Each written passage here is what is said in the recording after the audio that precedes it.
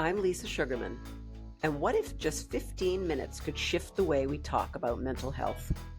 Gretchen Schoeser and I have teamed up with Calmerry for the monthly Mental Health Sit-Down series. Real talk, 15 minutes at a time.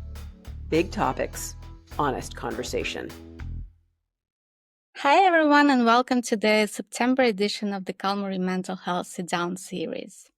This month, we are holding space for a conversation that's often surrounded by silence: suicide. Suicide is something we are often afraid to talk about, but silence adds to the stigma. In this conversation, we are opening up about the power of compassionate language, how to support someone in crisis, and why lived experience can help save lives. If you've ever felt unsure of what to say or afraid of saying the wrong thing, you're not alone, and this conversation is for you. Let's talk about how to show up, listen, and lead with empathy. Thanks, Albina. I'm Lisa Sugarman, founder of the Help Hub, here with Gretchen Schoeser, founder of Schoeser Talent and Wellness Solutions. And we're taking 15 minutes to talk about the things that matter most to your mental health, one honest sit down at a time. And as we said, this month is Suicide Prevention Month. We just want to talk about something that most people shy away from, and that's how we talk about suicide. The language that we use, stories that we tell, the support that we offer or don't offer each other can make a huge, huge difference in someone's life. And today we're going to unpack how to have those conversations with empathy and honesty and hope. So let's start with something simple, but very powerful. Let's start with language and why words matter. Jay? Oh, yeah, the words matter, because if you respond to someone with the wrong words, it's almost more hurtful than not saying anything at all. Like in my case, I have gone from saying committed suicide to they took their life or they died by suicide. There's a lot of connotation between committed and taking, because it's not a selfish act. And so you want to be very mindful of how you approach that conversation. Absolutely. Words matter. That's the bottom line. And the way that we talk about things, especially things like suicide that have so much stigma attached to it, really does shape how people feel about their own struggles or in some cases their own mental illness. And like you said, using language like committed suicide, which the mental health community at large is really trying hard to move away from, is so important because it suggests criminality or wrongdoing or something illegal or immoral, which isn't true. It's not true. And that kind of language is exactly the thing that's been fueling all this shame and all this silence around this subject. So I love that you said alternatives like died by suicide. And it's a small shift, right? Very, very small shift. But like I said, words matter, because when you're approaching someone whose loved one took their life by suicide, they're already in a really fragile state. So when you approach it, you want to give loving condolences and not Accusatory. not accusatory. That's the word I was looking for. Yeah. It centers around the reality that so many people miss, which is that suicide is the result of deep, deep pain and mental illness and depression and potentially anxiety and all of those things that we don't see, that we don't hear. So it's not really, it's not choice. The person who is contemplating or acting on suicidal ideation is doing it because they don't feel like they have any other choice. And changing language doesn't erase the pain that someone's feeling, but it creates a gateway for compassion. And that's what people have to feel. That's what helps people who are in that headspace. And that's what they need most when they're in crisis. And the other part to that too, Lisa, is if you're talking with a group of friends, and let's just say that the spouse or partner or friend isn't in your friend group when you're talking about it, if someone says they committed suicide, help change that conversation to say, no, they died by suicide, or they took their own life. Really try hard to remove that word committed.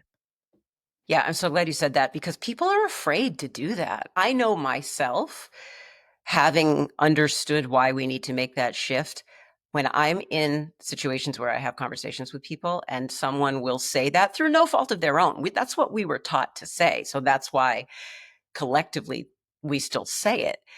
But I get a very, very deep and visceral reaction to it when I hear it because I know that it's just perpetuating the stigma. So that's such a good point that we can always find a really gentle way of redirecting someone.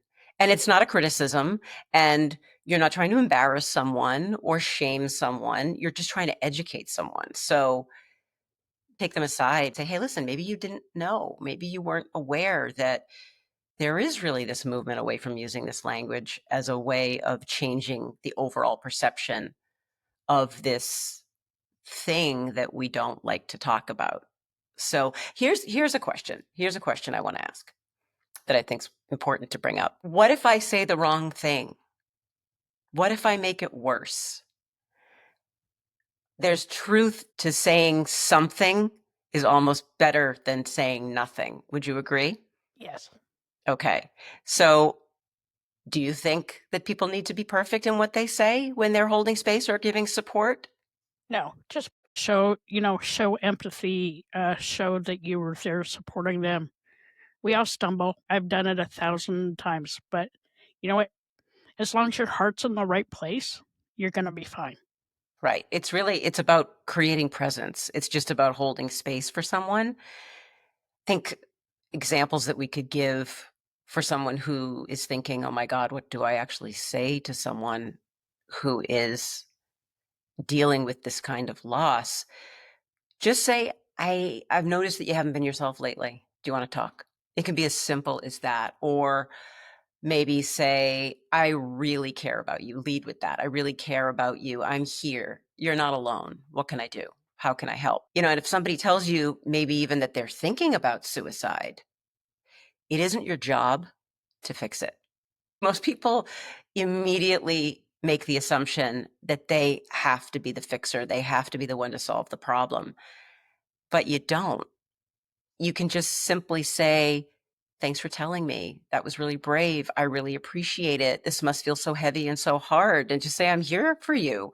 I'm here and we'll figure out next steps together. It's none of our responsibility to fix somebody else's problem. Even if you're going to a therapist, it's not even your therapist's responsibility to fix a problem. They're there to hold space, to give resources, to maybe give you a different perspective that you couldn't create yourself. And it's the same when you're trying to talk to somebody who is struggling either with suicidal ideation or depression, or maybe they're grieving someone who they've lost. It doesn't have to be dramatic. It can just be super sensitive and super simple. Take a step to your mental well-being with Calmerry, trusted online therapy platform that supports you through life's challenges. Connect with licensed therapists and reap the benefits of traditional therapy enhanced with digital tools whenever you need it. Visit calmerry.com to get started. And the same thing goes for me as a suicide attempt survivor. When people are talking about that, it's not that I tried committing suicide. I tried to take my life. There's a connotation there. And you know what? I wasn't committing a crime. I was trying to get out of my pain. So when somebody, like a friend, a colleague, whoever, just remember that words matter in that situation also, because we're already dealing with a lot of stuff in our own heads. And we all realize that what we went through was not easy. But, thankfully for a good chunk of us, we're still out here thriving and surviving. Yeah, and that's a good point to make. It's just about being helpful in the ways that you can be helpful. And there's another side to that too. There's the side, okay, what do you say? What could you say? What would be helpful? Now let's flip that script and talk about what doesn't help. What will not be productive? I know I can think of a few things like, don't be so dramatic. That is the worst thing that you can say to someone because right there, you've invalidated them. completely. Or you say something like, oh, well, everybody else has it so much worse, or so many other people have it so much worse. Just think positive. Okay, if it were that easy, come on. That's not helpful in that situation.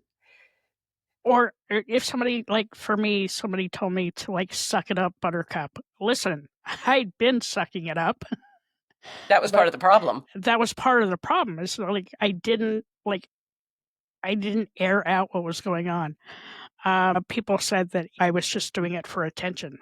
Totally, like, don't say those words. Just don't. Like, if you can think it, don't say it. Yeah, and honestly, too, if you're not sure what to say, and a lot of people wouldn't be in a really delicate situation like that, it's okay to be honest about that and say, hey, I don't know what to say, but I'm not going anywhere. I'm here.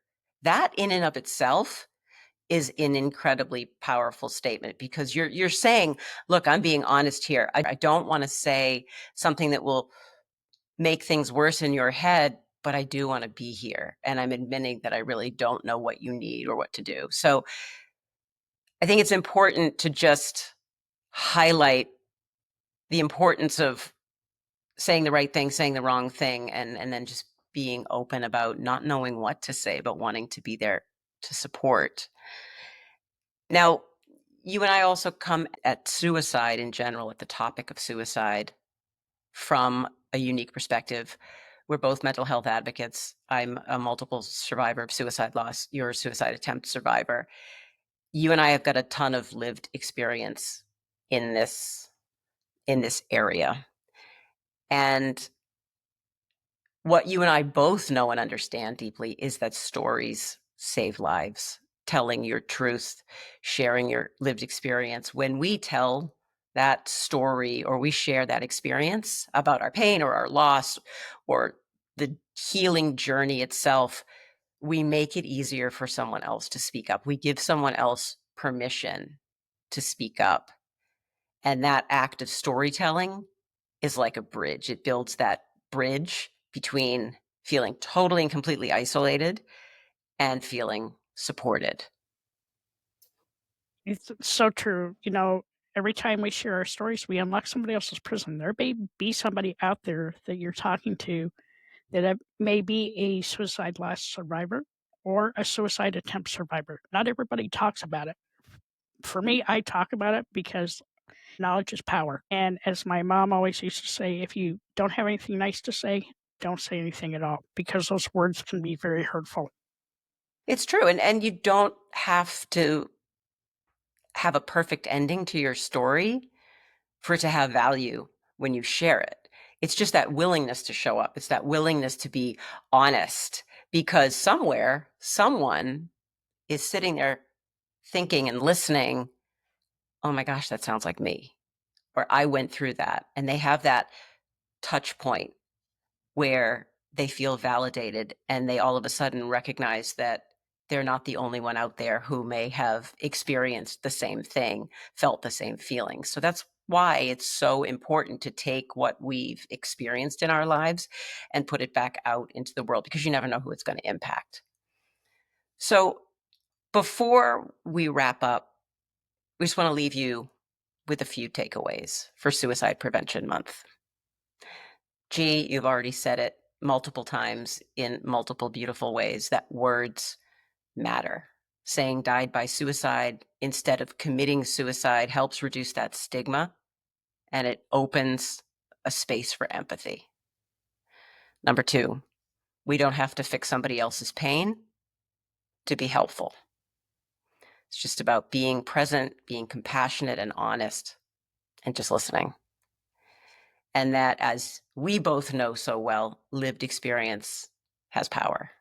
Sharing our story, making space for someone else's story or experience can truly, truly be a lifeline. So if you or someone you love is in crisis, please don't wait.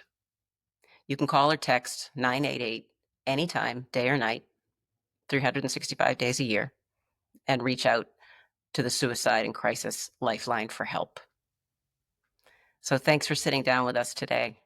We'll see you next month, and until then, take care of you. Lisa, Gretchen, thank you so much for sharing your wisdom. And next month, we'll continue the conversation for World Mental Health Day and Mental Illness Awareness Week. We will be talking about breaking the silence around mental health diagnosis and the power of living well with one. Until then, take care of yourself and each other. We'll see you in October.